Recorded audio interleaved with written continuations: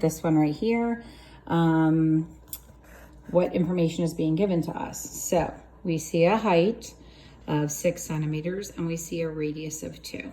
So the first thing that I'm going to do is come on over here and I'm going to put my radius down as 2. I like to always just have my diameter in my head. If that confuses you, you don't need to, because it doesn't have a role in this problem right now. But as we get into more complicated problems, you may need to find the volume and also find a circumference or a perimeter. So it's good to always just think about the two at the same time. The height between the two bases is 6. So let's just look here and make sure that makes sense. This is one circle. This is a base. It is congruent to this other base. They're in what we call parallel planes as well. So you just need to make sure you understand that big B means the area of the base. Because this base right here is a circle, we're going to have our big B be replaced by pi r squared. Okay, so remember, pi is an irrational number, and if they want this in exact form, we'll leave pi in there. So I'm going to kind of do this two ways so you can kind of see. Always keep your work orderly. Always keep your volume, your equals over each other. I'm going to leave pi in here alone in exact form. I'm going to open up for radius. I'm going to open up for height.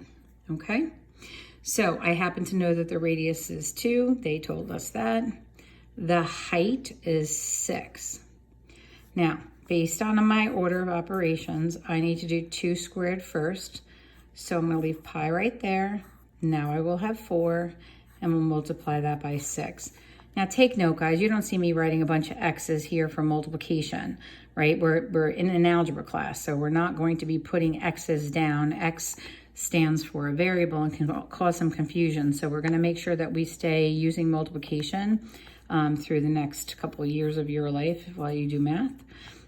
We have pi now times 24.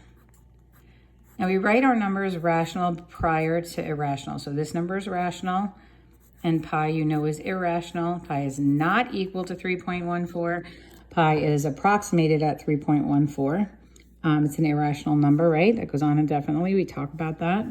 And just like with area, we must make sure we write that this is cubic units. Okay. Now that is exact form. You see that right there, 24 times pi, exact. It's kind of like what we talked about. If I were to go in there and take a selfie, and then I cut a couple of hairs off the side of my head and take another selfie, and the exact same pose and the exact same angle, the pictures would look identical, but they would not be exact because there was some trimming that took place. And it's not a huge amount of trimming, but it is trimming. So it's the same thing with this. Pi alone as a symbol is exact. As soon as you calculate any portion of it, then you are creating an approximation. So I'm going to show you what to do should your programs ask you to leave it in terms of pi. It would look like this. If they ask you to multiply it by pi, you would use the pi key on your calculator. If you have to use it on your calculator, you would write the entire calculator display. So we're going to have, hit that pi key, and you have 75.398222369. Now the number does go on indefinitely, but that's as much as the calculator will account for. And then it'll round, it'll tell you where to round to. So in this case, let's round to the nearest hundredth. Now what's interesting here is most kids think if the number is 75.398. So they're looking at the 8 as the decider, right? So the 8 is going to make the decision. That's going to bump this guy up. So now that's a 0. So most kids think they can write 75.4 and be correct. And that's not correct. We talked about this quite a bit.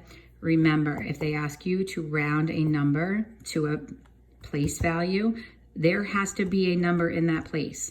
So even though it's 0, you have to account for it. When they ask you to round to the nearest hundredth, they want a number in that place, and that would be cubic units.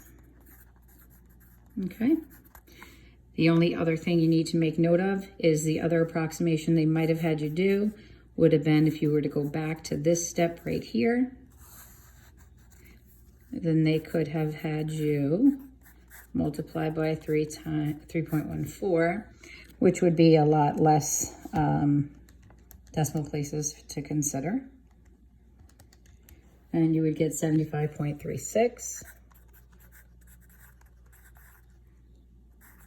Now, kids always say, why don't they just call pi 3.14? And here's a perfect example as to why. So we went a little further with this one. We did the entire calculator display, and we got 75.40. And this one, we only went out to 3.14, and we have 75.36. So they're pretty close. I mean, they're 4/100ths off of each other, but they're not exact. So let's just repeat. In terms of pi, that's exact. Using the calculator display is more exact than using 3.14. But you'll do whatever is asked of you. If you're not asked to round it, you always leave it in exact form. If you're not asked to use 3.14, then you use and they expect you to round it at the end, you would use your pi key. If they just ask you for the answer altogether, and they don't give you any rounding or approximating pieces, then you leave in terms of pi.